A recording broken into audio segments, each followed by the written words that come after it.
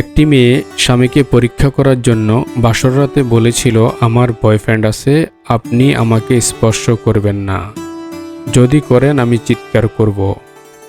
উত্তরে ছেলেটি বললেন, চিন্তা করবেন না, আমি আপনাকে কিচ্ছু করব না, আপনি ঘুমান।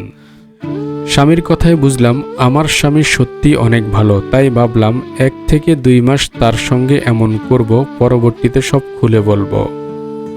সত্যিই আপনি আমার কাছে আসবেন না, নাকি আমি ঘুমালে আসবেন?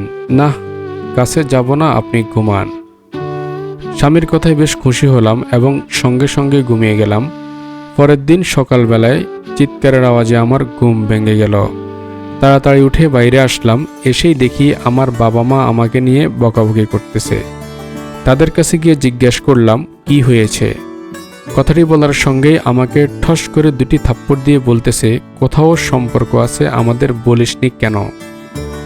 তোকে সেখানেই বিয়ে দিতাম, কিন্তু তুই বিয়ের পর এই কথা তোর স্বামীকে বললি কেন?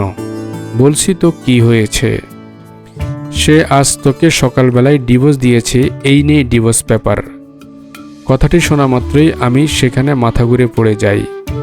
আসলে আমাদের এমন কিছু করা যাবে না যার জন্য পরবর্তীতে পস্তাতে হয়।